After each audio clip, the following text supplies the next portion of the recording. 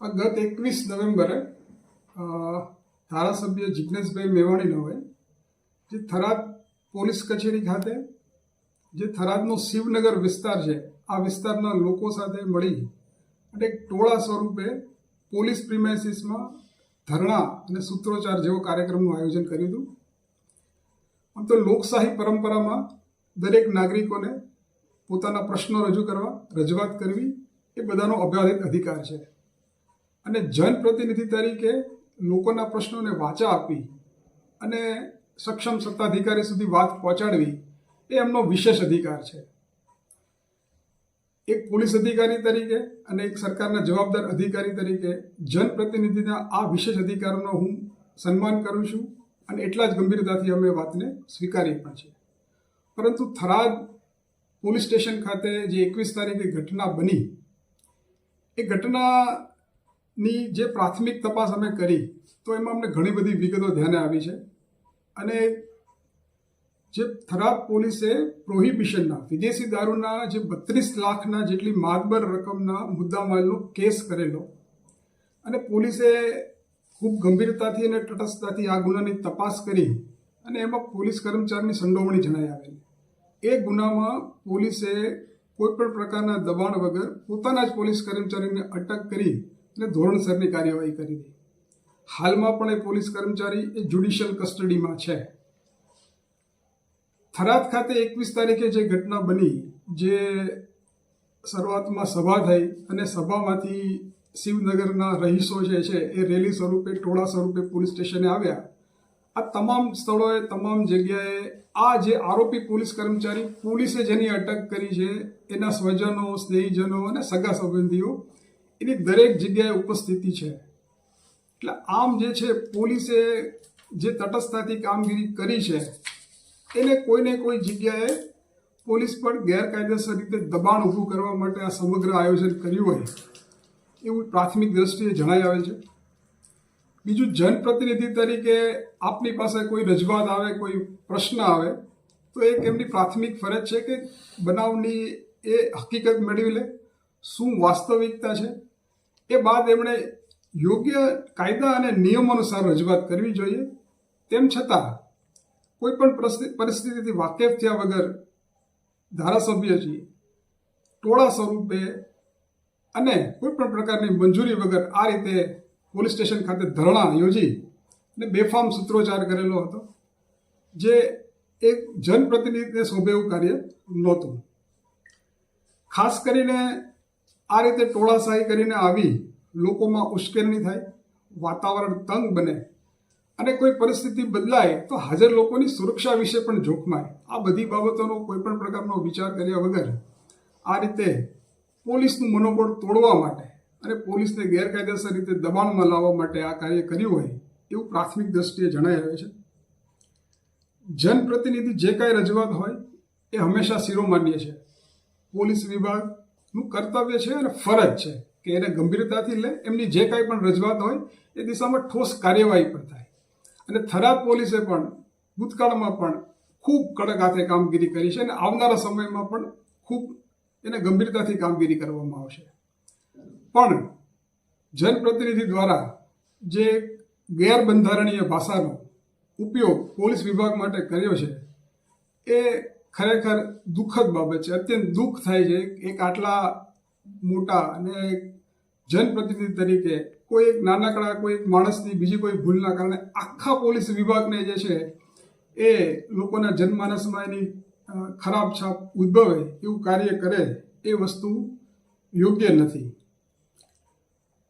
હું પાછળ પડી જઈશ તો છોતરા કાઢી નાખીશ, પટ્ટા ઉતારી લઈશ.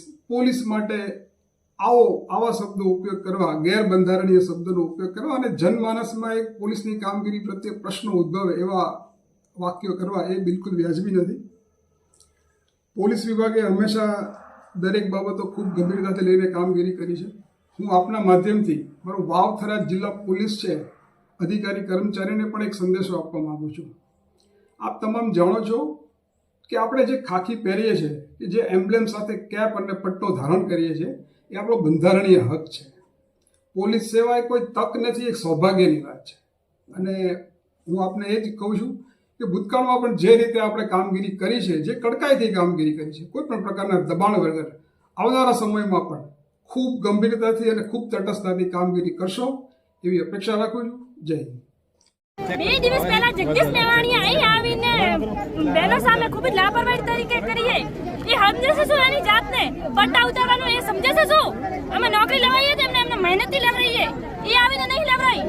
જગદીશ મેવાણી સામે ગુનો દાખલ થશે ગમે એ થાય ભલે. એ દિવસથી આ બધું ચાલી રહ્યું છે. જે પણ આ બધી જિગ્નેશ મેવાણી જે પણ બોલીને ગયો છે, જે પોલીસ વિશે ખરાબ બોલીને ગયો છે, એને શું ખબર? એને તો એક ગાદી ઉપર બેસવું છે, એને કઈ બધું છે નહીં. તોય બી એને તો પ્રોટેક્શન મળે છે, પોલીસનું જ મળે છે.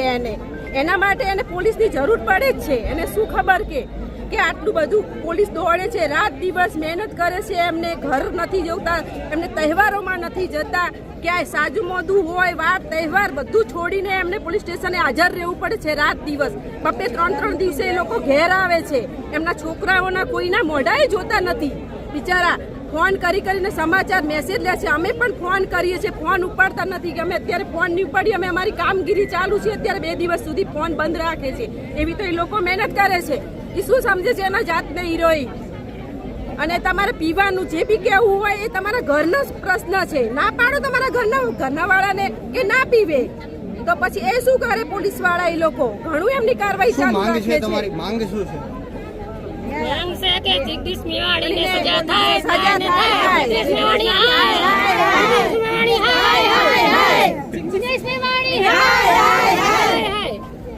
માતા કી ભારત માતા કી.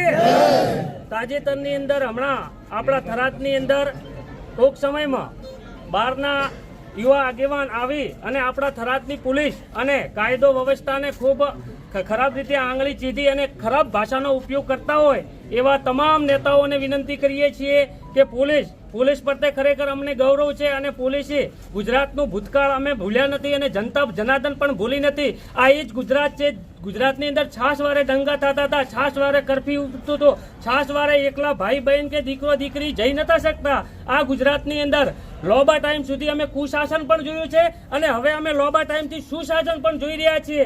ખરેખર ગુજરાતની પોલીસ અને કાયદો વ્યવસ્થા ઉપર અમને ગૌરવ છે. ખરેખર કોઈ પણ નેતાએ નેતાગીરી કરવી જોઈએ. ગમે તે પક્ષનો હોય, ગમે તે પાર્ટીનો હોય, ગમે તે વિચારધારા સાથે જોડાયેલો હોય, એને પૂરેપૂરો સંવિધાનિક હક અને અધિકાર છે. એને અવાજ ઉઠાવવો જોઈએ. પણ કોઈ પણ અધિકારીઓ કોઈ પણ કર્મચારીઓની સાથે તુચ્છ વર્તન કરી અને ન ઉતારે એવી અમે વિનંતી કરીએ છીએ. અધિકારીઓ રહ્યા એ પણ ગુજરાતના છે, તમે પણ ગુજરાતના છો અને શાસનમાં બેઠા એ પણ ગુજરાતના છીએ. આપણે બધા ગુજરાતના છીએ. તો બંધારણીય રીતે કાયદાનો અને અમલીકરણ લાવવા માટે ખરેખર પોલીસ ખૂબ સારું કામ કરી રહી છે. એનો અમને પૂરેપૂરો વિશ્વાસ છે. અમે પોલીસની કામગીરી અને સુશાસનની સાથે છીએ.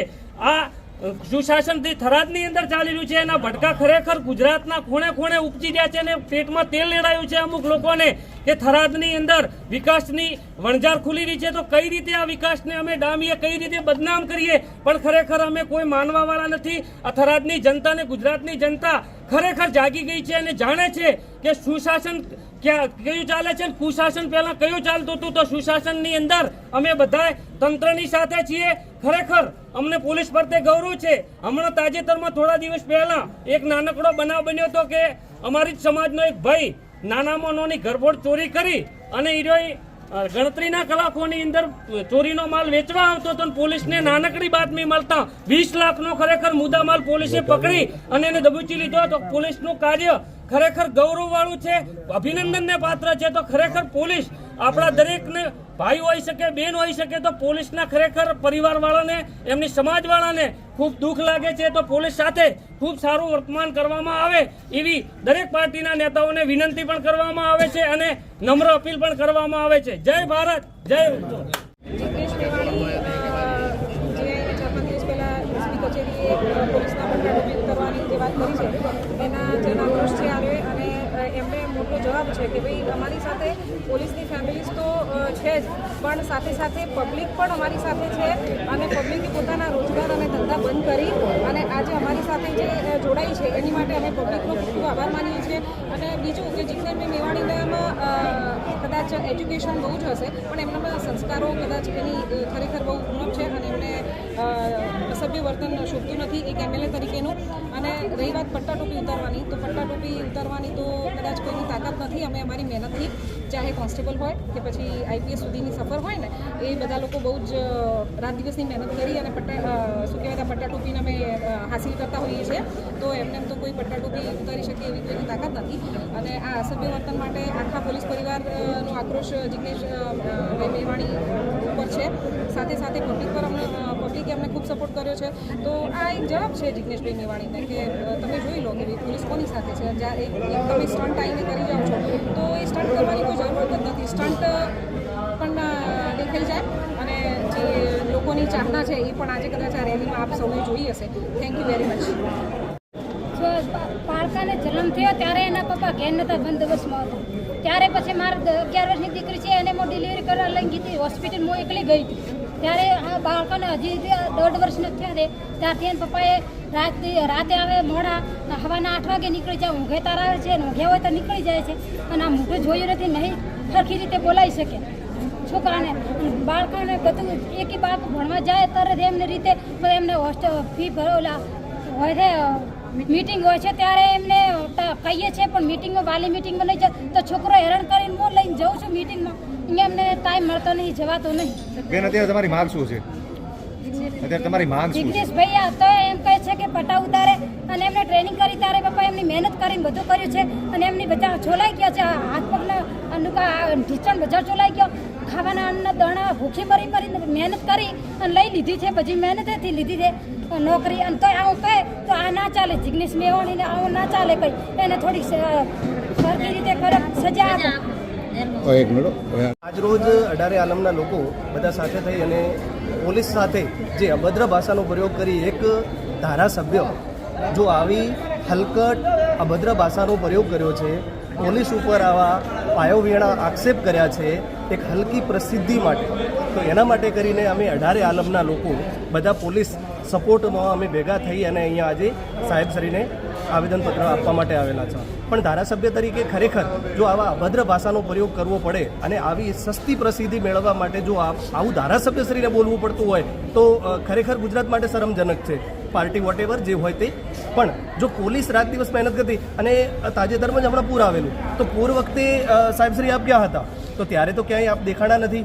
ત્યારે લોકોની કેમ પીડા સમજી નહીં? ત્યારે પોલીસે જ મદદ કરી છે. પોલીસે એમના સુધી ફૂડ પેકેટ પહોંચાડે છે. પોલીસ ત્યાં સુધી અમને પાણીમાંથી લોકોને મહેનત મજૂરી કરીને બહાર કાઢે છે. રાત દિવસે અમને પાણીમાં પલળી અને બી મુશ્કેલીનું ઉઠાઈ છે. તો ત્યારે આપ શ્રી ક્યાં હતા? તો મારા બે શબ્દ મીડિયાના માધ્યમથી કહેવા માંગુ છું કે સાહેબશ્રી જ્યારે મુશ્કેલીઓ થરાદ ઉપર આવી છે ત્યારે અહીંની જનતા, અહીંની પોલીસ અને અહીંના લોકોએ સપોર્ટ કર્યો છે. આવી સસ્તી પરિસ્થિતિ મેળવવા માટે કરી અને આવા પાયાવીણા આક્ષેપ કરી પ્રશાસન ઉપર. અને તમે શું સાબિત કરવા માંગો છો? તમે સંવિધાનની વાત કરો છો, બાબા સાહેબને આગળ કરો છો, ગાંધીજીના ગુજરાતની વાત કરો છો, સરદાર પટેલ સાહેબની વાત કરો છો. જો એમના તો આવા કોઈ લક્ષણ નતા, એમણે તો ક્યારે આવા અભદ્ર ભાષાનો પ્રયોગ કરેલો નથી ને. તો સાહેબશ્રી મહેરબાની કરી અને આ થરાદની જનતાની આવું સારું વાતાવરણ છે, ડોળવાનો પ્રયાસ ન કરો. આવી મારી નમ્ર અપીલ છે એક વ્યક્તિગત તરીકે. આપનું નામ? મારું નામ થાનજીભાઈ ચૌધરી છે.